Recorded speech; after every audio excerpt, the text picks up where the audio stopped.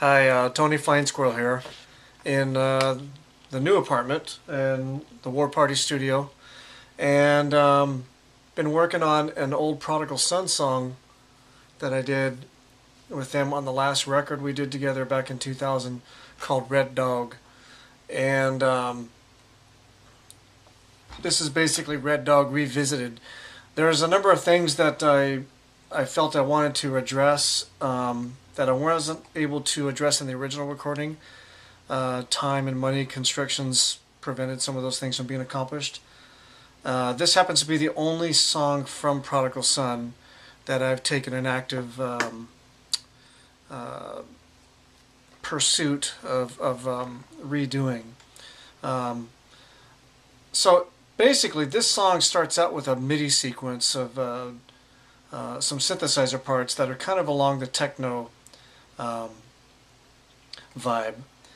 This was a really popular song we did live, and when we did it, one of the things that we commonly got feedback on was that it wasn't something that was typical in our genre to be a heavy metal band of a somewhat progressive nature, and then having these techno sounding parts in there. So I'm just going to kind of go over the intro to that and share a little bit of insight with you. Originally, I'd written this on the guitar, and it's a really simple riff. It's in D minor, and I had always enjoyed certain aspects of techno music because of the rich synthesizer presence they have in them. The only thing I didn't like with techno music is that you get the same riff for a half an hour. I witnessed this firsthand when Prodigal Son was booked to play at the Burning Man Festival in 1998. And here we are, this huge encampment out in Gerlach, Nevada, and 30,000 people in attendance, and very creative place.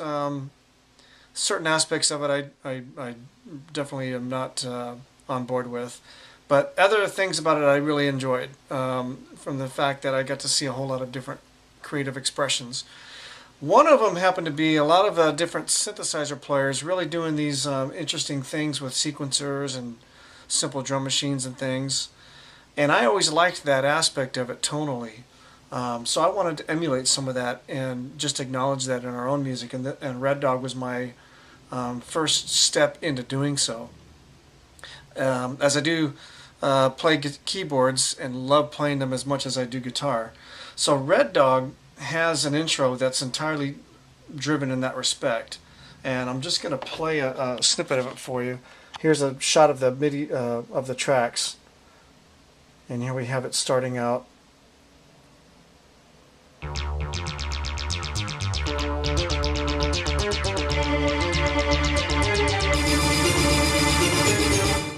Okay, so as you can see, there's four basic sounds that make up that, and I'm going to just kind of zoom in on them.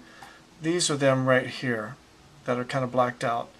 You have the basic riff that you hear initially, which is kind of really low in the range. The same sound, but an octave higher, panned to one side, and then the strings are panned to the other side, and then it ends up with this orchestral hit.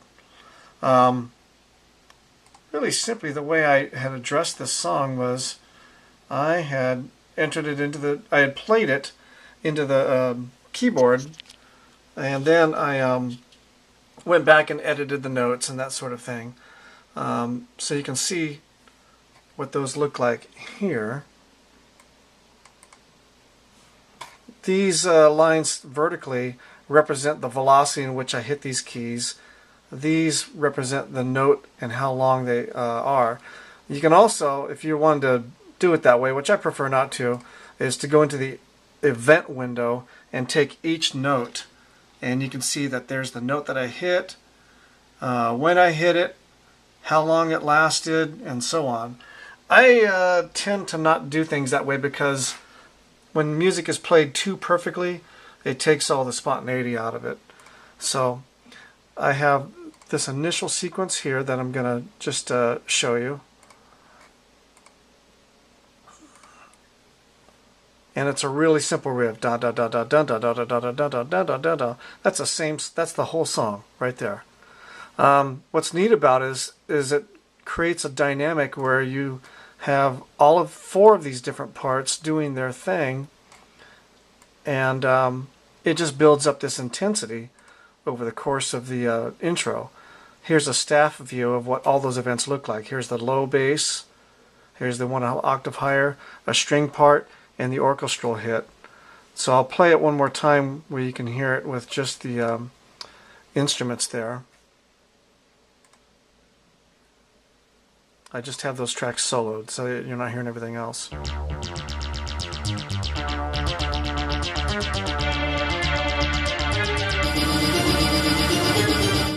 Okay, so you take that and then go in and I'll unsolo these tracks. You'll get to hear them in the context of the other tracks as well.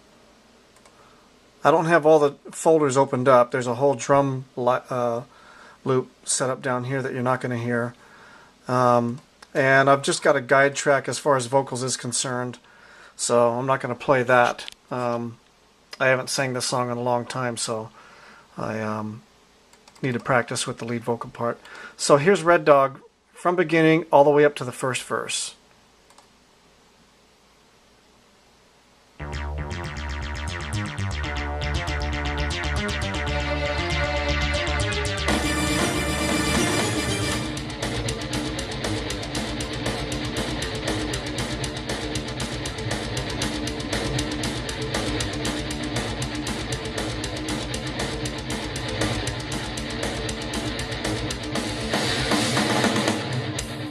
That's where our vocal goes,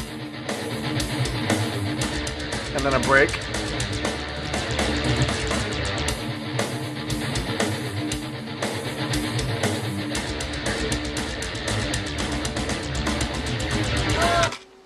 And then there it goes into a back-end vocal part, which I'm going to hold on to and not let you hear yet because you got to save some surprises.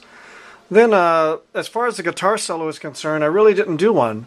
I just repeat on this track here the same riff and then just bring it up an octave each time I do it. Here's a soloed listen of it.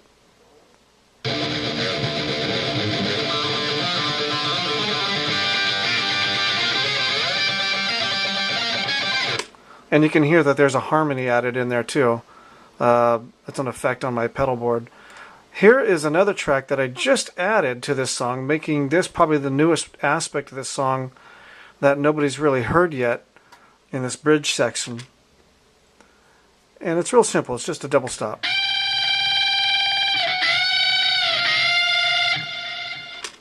Consequently, I also added a keyboard part in that middle section to emulate that same thing. Now, when it's blended in with the guitars, you barely hear it. You'll hear an example of this all mixed in a second.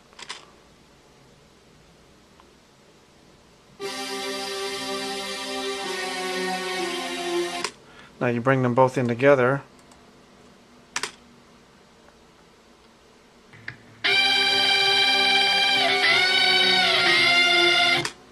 Some of these things are very noticeable, some of them are not. You know, and when you're mixing things, you still have to EQ them to get them to sit in the mix just right. Here's what that section sounds like from beginning to end, all the instruments in place. I still have a track soloed, so you're not hearing it all. Give me 1 second. There it is. Okay, here's the whole mix.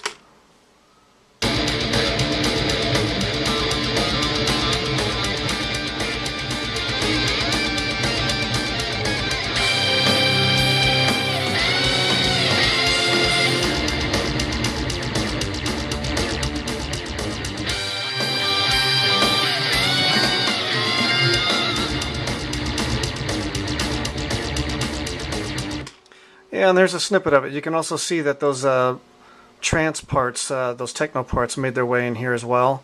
And the thing that's neat about that is it just adds a little bit extra flavor to the song, to an otherwise straightforward guitar-driven heavy metal song.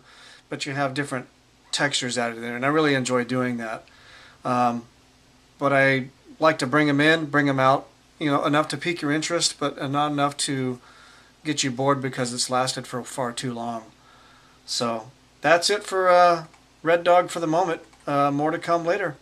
Enjoy. Thanks for watching.